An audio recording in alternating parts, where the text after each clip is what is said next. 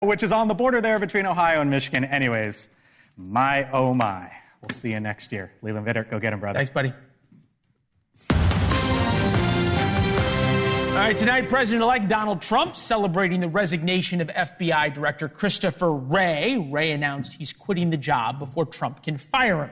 Trump responded to the news on Truth Social, writing, "The resignation of Christopher Wray is a great day for America, as it will end the weaponization of what has become known as the United States Department of Injustice."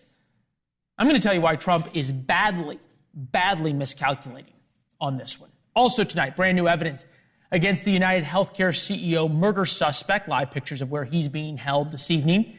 The NYPD says the weapon found on Luigi Mangione matches the shell casings from the scene. They say it's an open and shut case, effectively. They also say Mangione's fingerprints match the prints found on a water bottle left near the scene. So with that, we welcome you to the Farish Network on television. And first tonight, a modern-day Robin Hood. If the accusations against Luigi Mangione are true, he is a killer, he is a coward, and he should rot in hell. Full stop. But at the same time, something else is happening in America, and we need to look at that. The United Healthcare CEO's killer has become a folk hero. Dare I say, Robin-like in status. And that tells us a lot more about America than it does about Luigi Mangione. And the right is dismissing this. It's not dissimilar to how the left dismissed the anger of people who voted for Donald Trump. I'm not comparing voting for Trump to celebrating Mangione, but they both speak to the same issue. They both come from the same emotion. America is fundamentally angry that the system isn't working for them. That's why Donald Trump got elected. Supporting the United Healthcare assassin is another way to express that anger.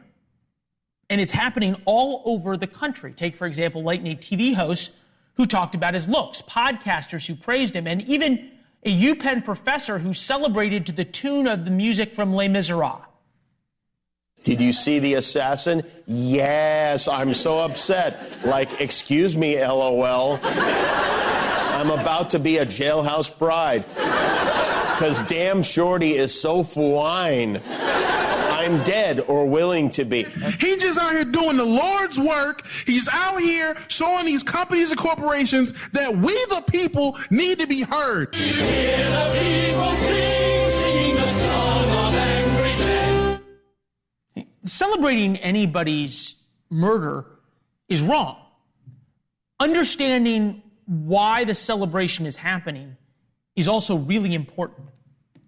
But since we live in a messed up world where everything is political and just about the other side, I mean, everything, if the left talks about it or says it sparked a conversation, then the right must hate it. Cue Fox News' meltdown. They're now literally cheering for the cold-blooded killer accused of murdering United Healthcare CEO Brian Thompson. You don't have the right to go out and kill somebody and take, vigilante justice into your hands. So I think it's really disturbing to people across the country. Liberal wackos are treating suspected killer Luigi Mangione as a folk hero. Mangione isn't a hero. He's a zero. Those who brush off his newfound folk hero status as wackos are missing the point. Just like the left called Trump supporters garbage Nazi deplorables who cling to their guns and religion, Mangione managed to tap into a deep-seated anger that Americans on both sides of the aisle are feeling. Health insurance costs are outpacing inflation. This chart shows the last 20 years. The green line is insurance. The black line is inflation. It is about as unevenly matched as you can imagine. And the result is American families cannot afford health care. In fact, soaring health care costs are the number one cause of bankruptcy in America. 62% of the 2 million personal bankruptcies filed this year are because of medical debt. It's not just health care. Yesterday, the Wall Street Journal headlined, "Wall Street is betting billions on rental homes as ownerships slip out of reach." Wall Street's buying up homes and forcing American families to rent from them rather than achieve the American dream of home ownership. So yeah, people are angry, not just about health care. They're angry that America now seems fundamentally unfair. These feelings aren't new. More than 2 years ago, we told you there is now an aristocracy in America that is something that had never existed before. And yeah, the rich should be worried. Just ask the French and Russian aristocracy. It did not work out so well for them. Fighting back against unfairness, even if it is fundamentally wrong in the way it was done, hits a nerve. Murder's wrong, but we should not ignore or vilify or show scorn for the response to it. In fact, Senator Elizabeth Warren told the Huffington Post, this is a warning that if you push people hard enough, they lose faith in their ability of their government to make change. They lose faith in the ability of people who are providing health care to make change and start to take matters into their own hands in ways that will ultimately be a threat to everyone. We're seeing it. It's wrong what happened, but we need to understand why. Many people believe the book Delay, Deny, Defend, Why Insurance Companies Don't Pay Claims and What You Can Do About It influenced the suspect. In fact, the bullets used to kill Brian Thompson had almost those exact words written on them: deny, depose, defense. So, that book is now ranked top 3 on Amazon's bestseller list for nonfiction books. In fact, you might want to look under the tree this year. It is now on the list of the most gifted holiday books this season. The American people are angry, and rightfully so. They feel the system is rigged against them. That's why they elected Donald Trump, and that's why an assassin is now treated like Robin Hood. Begin tonight with Batya Ungar-Sargon, opinion editor for Newsweek. Good to see you. Author of Second Class, How the Elites Betrayed America's Working Men and Women. Judge Thomas Malcancer, who just wrote in Newsweek what the outcry against United Healthcare tells us about Musk's Doge. Great to have both of you with us. Thank you. I want to start, Batya, with you. You told us that the number 1 or number 2 issue that you heard from working class voters was health care. There is an anger. Anger sometimes means a warning. Are we now seeing that anger manifest itself in a different way than electing Donald Trump? Thank you so much for having me, Leland, on the fairest show on television. That opening monologue was so beautifully put, because I think people are really struggling to understand that there are 2 valid impulses here. It is totally unforgivable to murder somebody and take a life. It is also unforgivable that our healthcare system is built on people at the top who are incredibly wealthy, benefiting to the tune of trillions of dollars from the misery of utterly vulnerable Americans, in many cases who work very, very hard and see their life savings go down the toilet to healthcare costs, who, as you said, go into bankruptcy, who have a credit card debt as a result of not being able to pay for medical expenses that are just totally routine or should be, and as a result can't now get an apartment and are homeless. I mean, the downstream effects of the sickness of the American healthcare industry is absolutely appalling. No God-fearing, civilized society should accept this situation. But like you said, Leland, that does not mean that murder is okay. And I think you really hit the nail on the head. We can be utterly outraged by both of these things at the same time. Well, first of all, thank you. Thank you for listening. Flattery gets you everywhere. In fact, it will get you invited back. Judge Malcancer, you make this point, right, that the idea of slashing all government regulation, and you talked about it in healthcare in your piece in Newsweek. I thought it was really important and well written. But if we spread that out a little bit more, is there a warning here for Donald Trump, who feels as he has this mandate to come in and cut all sorts of government regulation that could really work well for working class Americans? It could also not work out so well for them. Well, that's exactly right. And before I say anything else, thank you very much for having me on. I'm just as excited as your previous guest. And you're invited back too. Thanks. So I think that there's a real danger here, because I think what happened with American voters is they saw that the government system was not fixing the problems that they wanted fixed in healthcare. And so in a rebellion against it, they voted for some people who were going to make the problem even worse. And I think that's what we can expect from the whole DOGE concept, because it's about deregulation. It's about getting rid of agencies. The federal government has already pushed most of the regulation of insurance for many years back to the states and just stayed out of the way, even though the federal government does have the power, and certainly the Federal Trade Commission has the power to do something about these ripoffs of bogus denials and the rest of it. And yet, so what we're going to do is accelerate the trend away from doing anything to help these people who are being fascinating. cheated. Fascinating. When you interviewed Americans about their trials, their tribulations, working class Americans who felt as though they had been forgotten, you picked up on the anger that elected Donald Trump. What mandate did Donald Trump actually get, and how much is their allegiance to him versus this concept that somebody can make their life better?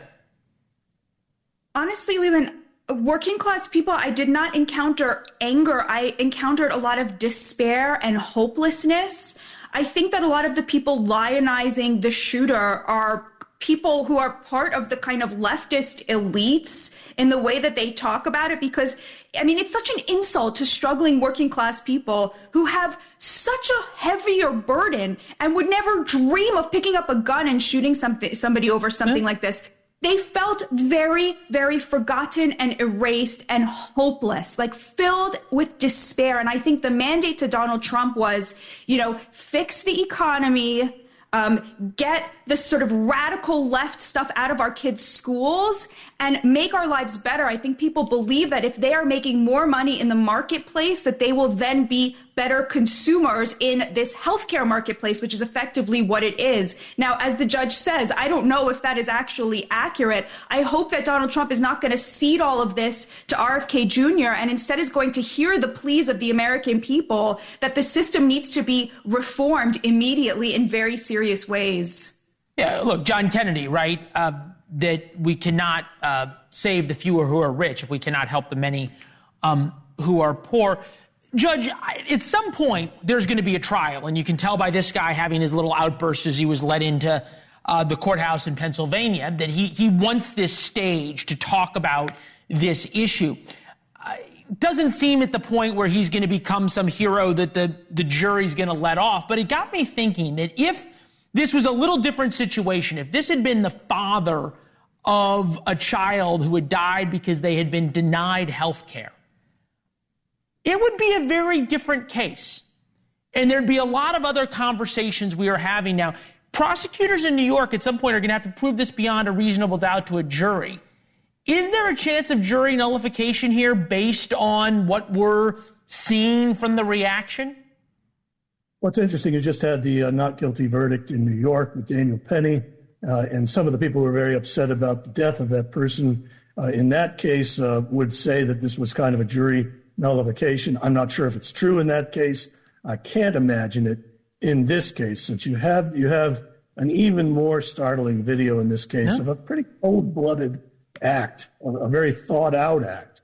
Now, in the case of the father that you mentioned, sometimes people simply lose control of themselves, do something spontaneously. Yeah, that's not this. Problem.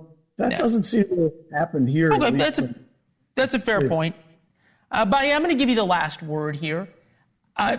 There's a second part of people who should understand the anger in the American people. And look, despair that you pointed out to in many societies, hopefully America is better than this, but has turned to anger very quickly in the past. As I said, and I said it back in 2022, just ask the French and the Russians. When you have an aristocracy and people feel the deck stacked against them, and it feels fundamentally unfair, people fighting against unfairness somehow become heroes.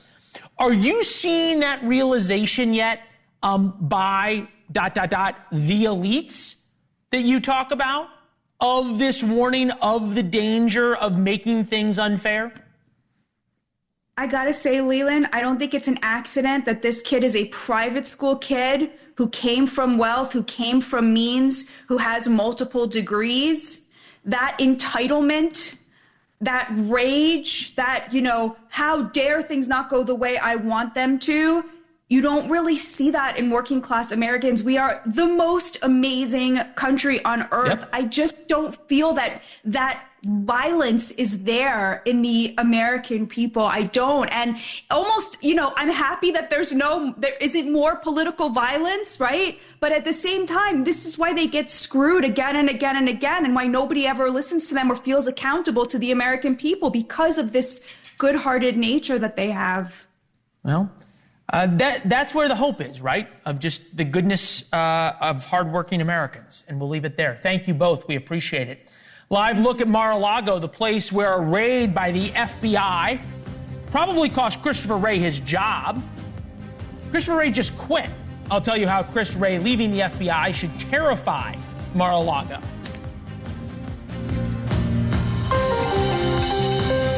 The other cable networks led their shows with FBI Director Christopher Wray resigning. He will quit when Trump takes office on January 20th. Oh, the intrigue.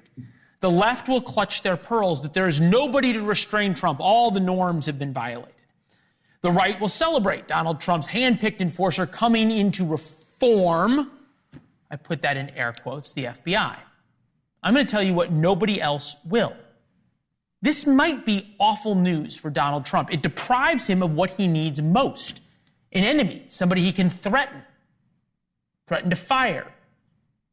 Say is treating him unfairly. Mark Halperin is with us now, co-host of Two-Way TV, longtime ABC News political director, author of Game Change, the book that got me most excited about political journalism. Substack is called Wide World of News. I suggest you subscribe, which I do as well. Mark, good to see you as always.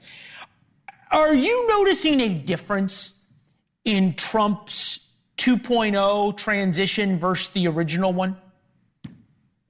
Well, Leland, first of all, take everything I say in air quotes. My arms are too tired to lift, but just accept that it's all air quotes. Look, he knows what he's doing. Although there is a fair amount of chaos, transitions are chaotic. This is less chaotic. It's more focused. There's more stuff in the can, like executive orders. He's conducting foreign policy to an extent that I'm surprised isn't getting more criticism.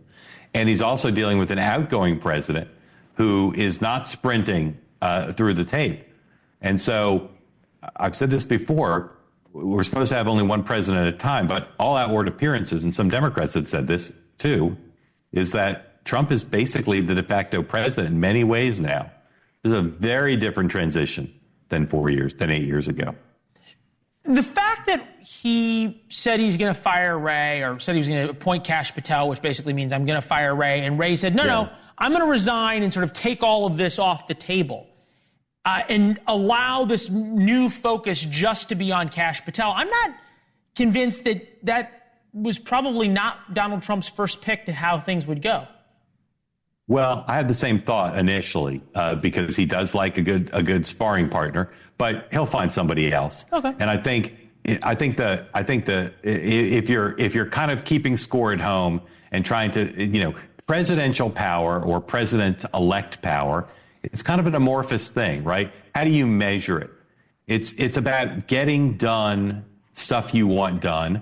And you could add a little twist to that, which is getting stuff you want done with the least amount of effort, right? So the least amount of cost to your, or spending political capital. Exactly. And I think this sends a signal to Washington, new sheriff in town. He says, I want a new FBI director, and the FBI director says, sayonara. That's pretty good. Yeah, look, you've been doing some amazing reporting from the Republican side and from Donald Trump's camp about the transition and getting his picks through, and all of a sudden the newfound sort of fear of Donald Trump because Pete Hegseth has new life in him. Interestingly enough, Jen Psaki, former press secretary to Joe Biden, now on MSNBC, told everyone what the Democratic strategy is. Take a listen. Republican senators, not a lot of them, but enough of them, are doing what I'm going to call quiet defiance, because basically they're not coming out publicly saying they're opposing nominees like Matt Gaetz or Pete Hegseth, which most are quiet about. Joni Ernst probably came the closest. But behind the scenes, what's clear is they are making clear to Trump's team they are not going to support this guy. And she went on, right, to say that it sort of set him up and knock him down. That Democrats have this thing that if you beat Matt Gaetz, it's easier to take out Hegseth, then it's easier to take out the next person. Is that why we've seen this change by Mar-a-Lago that shifted strategies pretty quickly to start playing offense? Well, I agreed with Jen Psaki up until she said they're going to vote no. I don't know that any of them are going to be defeated. Yeah, I agree with that. In fact, today, if you ask me, the base case is not. Look, what I said when Gaetz looked imperiled is if Gaetz goes down, it can go one of two ways. One is the confirmation gods have gotten their ritual human sacrifice and everybody else will get through. The other is Republican senators are emboldened to say, well, we didn't think Gaetz was qualified. We made that clear to Mar-a-Lago and poof, he was gone. So let's take out the others. Right now, I think because Hegseth has fought back effectively, it's headed in the former direction rather than the latter. At the same time, in this cynical age, in this age in which people think when MAGA says jump, Republicans say how high and may I land, I think it's important to note that the opposition, and I think the universe of potential opposition to various nominees is as many as 15 of the 53 Republican senators. Their opposition is not based on corruption or a love of the deep state or a hatred of Donald Trump or some sort of personal ambition. It's legitimately based on the public interest. Because, as we've seen with Joni Ernst, opposing Trump's nominees is not politically healthy. It can lead to all sorts of attacks and threats of primaries. The control room's telling me to wrap, but I've got to get in one more question for you. Because I can wrap. No, you can, but I want to get 30 seconds from you. How much of Trump's new cabinet is as much a team of rivals that Lincoln had, but almost now a team of primary candidates, right? This is the whole crew we're going to see in Iowa coming up in the next couple of years, right? Maybe. You never know. There's not a lot of history of running successfully for the nomination from the cabinet. People talk about it, but name the last person who was a sitting cabinet secretary who sought and won or even sought a nomination. It's just not a thing, even though people talk about it like it's a thing. Control room, I'm wrapping myself. A man who knows TV well. Mark, thank you very much. It's always good to see you. If we don't talk before, Merry Christmas to you and yours. Yeah, and Merry Christmas to you and to all your viewers. Thank you. It used to be the students complained that the teachers were racist. Now it's the teachers complaining. Wait till you hear what triggered one teacher and why the lawsuit could change education across America.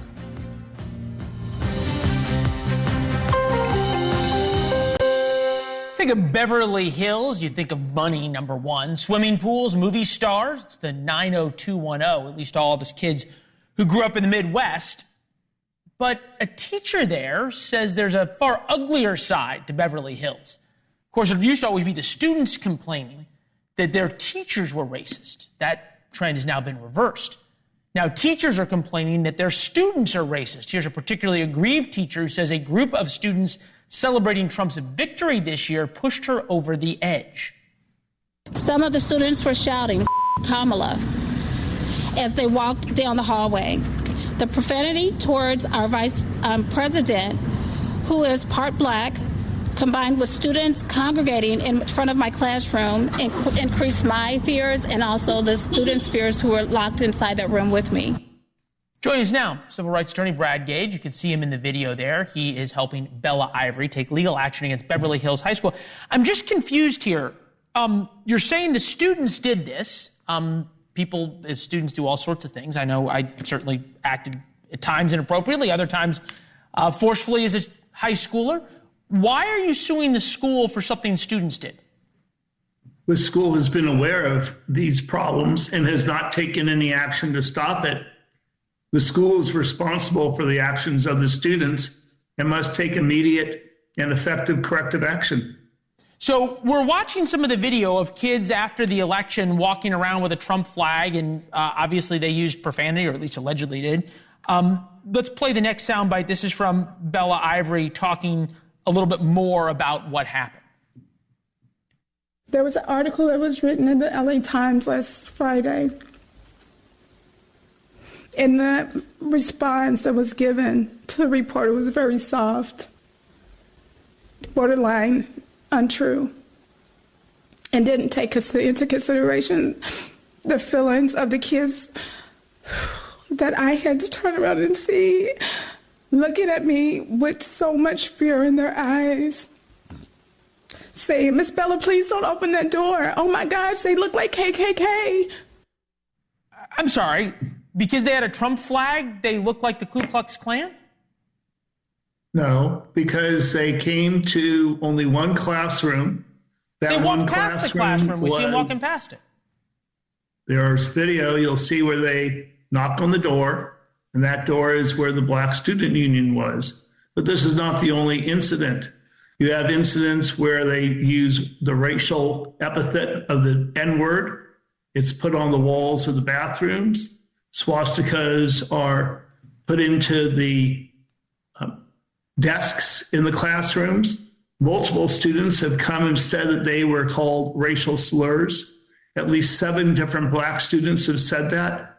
Not only have Black students been subjected to these kinds of statements, but so have Latino students and members of the LGBTQ community. And it's not I get that anytime.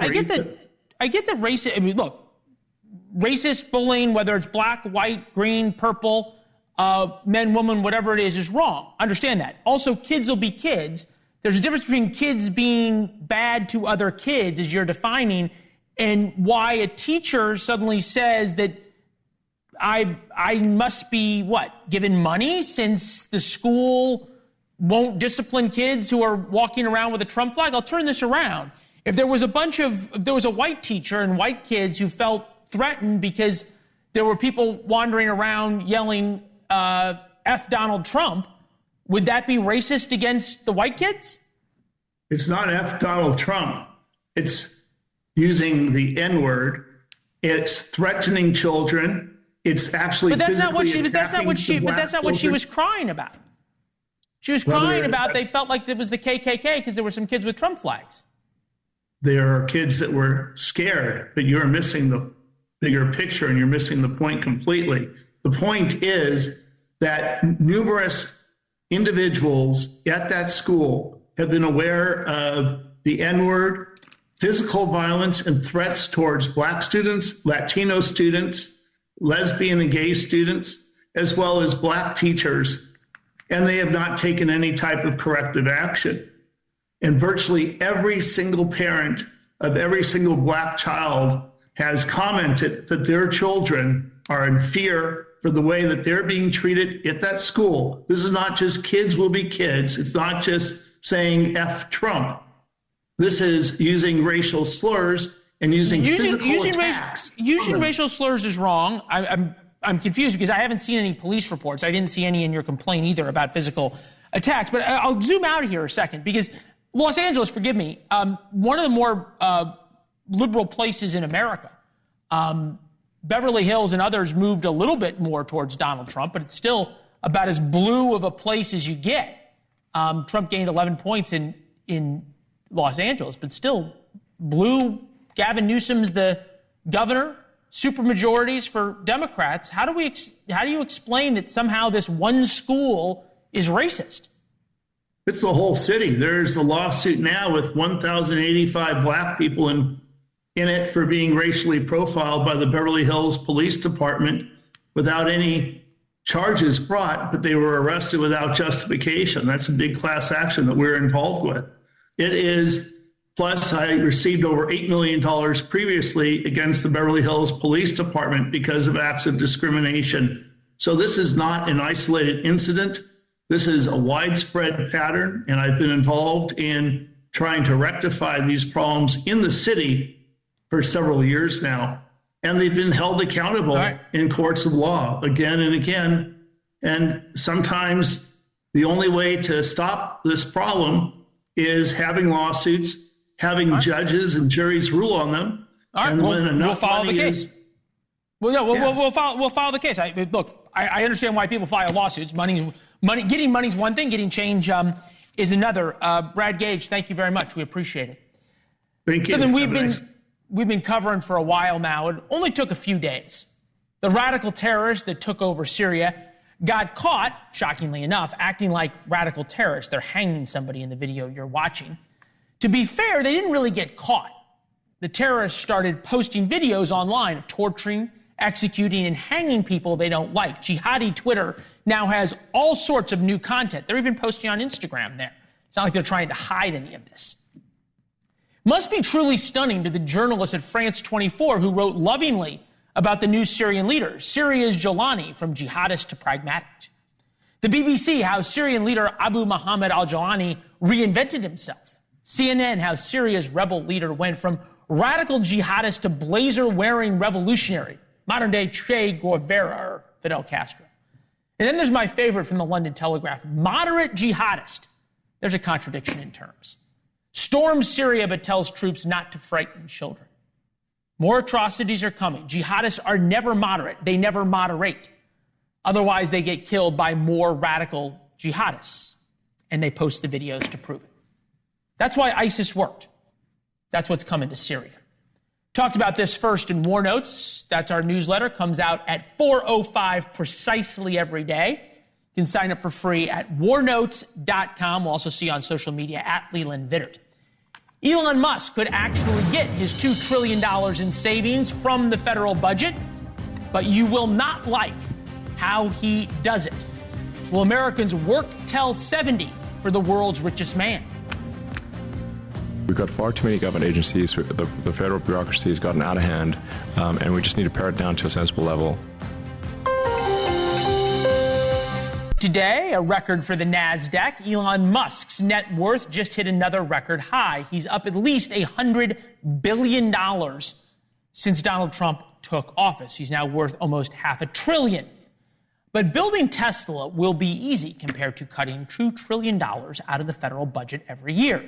That's his goal, which is impossible unless Trump agrees to deep cuts in Social Security and Medicare. And, to be fair, there is at least one honest Republican telling us all the truth, telling us that, and being willing to take on the third rail in Washington, entitlement reform. We're going to have some hard decisions. We got to bring the Democrats in and talk about Social Security, Medicaid, Medicare. There's hundreds of billions of dollars to be saved, and we know how to do it. We just have to have the stomach to actually take those challenges on. If we don't do something to tweak Social Security, I'm just talking about small tweaks, but we will have an automatic cut within 10 years of 21%. That's not going to be voted on. That's just going to happen. I'm trying to save Social Security from bankruptcy. Congressman Richard McCormick has survived the third rail. He's touched it at least twice now and is with us. Good to see you. Great to see you. Thanks. All right. Is anybody else with you on this? I think there's going to be several people with me. There's several people that understand what's at stake right now. We can't keep on going down this road. When you reach over 130% of debt to GDP ratio, when you bring in $4.5 trillion of revenue, but you have $35 trillion, which by itself, we paid nothing else on the budget. No interest, and we only paid towards debt. It would take over 7 years to pay off the debt. We're not having realistic conversations anymore. And if you cut the entire discretionary debt, you still wouldn't balance the budget. Okay, all agreed points. Accounting is real. But reality gets suspended in Washington. And the leader of your party, Donald Trump, who's coming in for president, I think may have learned from George W. Bush that this does not work well as something to talk about. You have any reason to believe that there's actually going to be a stomach, as you said, to deal with this? Well, I have to lobby it. So one of the things I make a point of, the last time we did this, there was actually nobody lost their job over it. We actually, in 84, they reformed Social Security savings back then, and not one person lost because it was a gradual implementation. They basically... So in other words, I'm going to have to work till I'm 100. Not at all. As a matter of fact, the people closest to Social Security don't get touched. But the people who have time to prepare for this, we adjust the age. Just tweak it. We adjust the taxes. Just tweak it. Make it survive. So I have to work till I'm 100. Okay. Well, maybe you. But. Okay, maybe me. Right. Okay. You see, you're supposed to say, you only look 30. That's what everybody on TV wants to hear. All right. I want to get you on this because you had a moment yesterday with the Postmaster General, which is something on everybody's mind now. Christmas cards, Christmas packages. Here's the Postmaster General. You are graded by the United States people and they don't use your service anymore. You bankrupt. That is not true. Through your reputation only. Through your reputation, you are responsible for the fall of the Postal Service and the lack of accountability. Congress is responsible for the fall of the Postal Service. So it's Congress. I am trying to fix on your Postal watch Service. With all the AI. Before my watch, the same stuff happened. With all the. And was that before or after he put his hands over his ears? It was right then. He puts his hands over his ears. I couldn't believe it. I was like, this is the physical manifestation of what all bureaucrats do when we start holding them accountable. They don't want to hear it. They want to close out. They don't want to be criticized for not doing their job. The lack of accountability in D.C. and the bureaucracies is unbelievable right now. All right, so this was about the Postal Service. How did this become your cause de célèbre? Well, I was actually read on to this committee just for this. We are dead last in Georgia for on-time deliveries. And I've had multiple constituents inside my district, as well as business people around the country saying, I have missing checks. I will not use the Postal Service anymore. I personally had 2 certified letters. One took 4 months to get to me from 2 miles away. I mean, you could have hand walked that thing over in 1 day, in 1 hour. I had another one that I sent to $1 million residents that got returned to me a month and a half later that I certified because it was undeliverable. That is inexcusable. He's been at the helm for 4 years, and nothing's really substantially improved. He said, yeah, these problems were here before me. True, I gotcha. But why is it worse than the 70s when we didn't have technology to help us? Why is it worse in the 70s when we had actually a higher volume of mail compared to the number of people we employ? All right, you have any hope that this is going to get fixed? With a new administrator, with a new lead postmaster, with the help of people like Elon and Vivek and people who actually. So can they fire this guy? I think Trump can. I think he's almost at the end of his tenure anyways, and I think it's about time. I think they're just like they did with the VA. It's time we have accountability and get rid of the people who aren't doing their job. Well, at one point they were able to fix the VA. Good to see you, sir. Thank you as always. All right, Americans have a lot of problems. It's the only thing we can agree on. Christmas cards, if they actually could get delivered by the Postal Service, they may solve the problem. How hope for America lies in Christmas cards when we come back. I don't know who needs to hear this, but you don't need to send Christmas cards this year, all right? You don't. It's a little antiquated. It takes a lot of time. To be honest, social media has taken the punch out of the Christmas card arrival in the mail.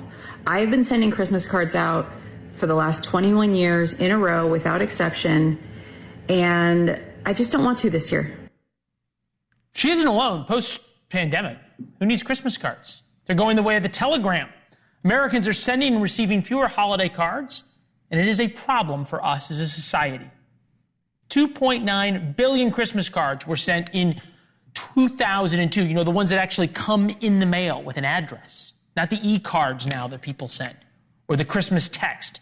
Now it's down to just 1.1 billion. Peter Coy in the New York Times writes that sending cards is more important now than ever in this era of polarization. It's one of the simplest and best ways to say, hey, I know we don't agree, but let's keep the lines of communication open. Leverly Vittert joins us. I got your Christmas card. It was very nice, although I must say it did not follow the Mike Allen rule of Christmas cards. If you're up for it, print or buy cards en masse, but personalize them. Even a single handwritten sentence that's specific to each recipient goes a long way. I feel left out, even as your brother. I didn't even get like an I love you signature. Well, there's my Christmas card right there. Yeah. So you're seeing it loud and clear. I mean, look, okay, we send out a lot of Christmas cards, and I think I am with everyone on this. I truly believe in the idea of sending out Christmas cards. But what can feel really daunting is having to write a personal note on every single one. And sending out Christmas cards should be fun. It shouldn't be this daunting task. So I subscribe to the idea that you have the A list, and then you have the A+++ list, which are the ones that get the handwritten notes. And I'm sorry, Lucky, you did not fall into the A++ list this year. Federico Quadrani, our executive producer, just goes in my ear and he goes, "You didn't make the list?" Not this year, maybe next. We'll see. Although I got your Christmas present after I sent out the note, and it was a good Christmas present. So I might have to change my mind for next year. You know, there you go. Look, you are getting a hand-signed card. Rachel and I, there are the cards. Rachel and I spent Sunday afternoon with perhaps a beverage or two. I couldn't confirm or deny that. Some Christmas carols. As you point out, that's part of the fun, right? You get all that going. I thought what was interesting, and this goes to sort of something that our dad taught us. I think it's an important point, which is the most important people to send Christmas cards to are not your A++ list. They're the mere A-listers like me, who you don't keep in touch with that often. They're the people who you don't have an everyday connection with, and that's this sort of opportunity when everybody's allegedly in a good mood to connect with them. Yeah, for sure. But it's I love it when I get a handwritten note. I really appreciate it. And believe me, I know how much time that takes. But what I love to do when I see a Christmas card, I like looking at the pictures. That's the best part, right? It's getting to look at all these pictures of people. Because we haven't seen them on Instagram. You're updated. No, I don't put these pictures on Instagram. These are special. And it's a way, and they may not be people that I follow really closely on Instagram, or frankly, they may be a generation that isn't on Instagram. Yeah. So I think there's something really important about having that, well, as you see, Nana in the picture here, as you see, it's important about having that connection with people. Yeah, well, it does create a connection. Here is South Park evaluating the Christmas card situation. Mayor, we have the solution to your problem. You do? We're going to make a short animated Christmas card that everyone can watch and play it on the screen at the old drive-in. It'll have everything. Jesus, Santa, and when people see it, they'll just have to get in the spirit. All we need is $300 for our budget. An animated Christmas card. Kids, that just might be the dumbest idea I've ever heard, ever. But at this point, I'm willing to try anything. I played that because of the kids, right? Wall Street Journal article about how kids don't know how to make change anymore or use calculators or do sort of the most simple of things. But the handwritten note thing, sending Christmas cards, there's fewer Christmas cards being sent. It only makes getting them more special. Absolutely. Although I will say, I know you said that you and Rachel had the Christmas carols on. I was on the phone with you while you guys were doing it, and you were the taskmaster, making Rachel sit down to stuff all those envelopes. So I think maybe the handwritten part might have been the bugaboo in this holiday carol and beverage situation. You know what? It's amazing, Liberty. Somehow we've run out of time. This evening. It's amazing how that happens. My Christmas card's coming to you and to many others. To all, a Merry Christmas. Christmas cards and more notes tomorrow. Here's Chris.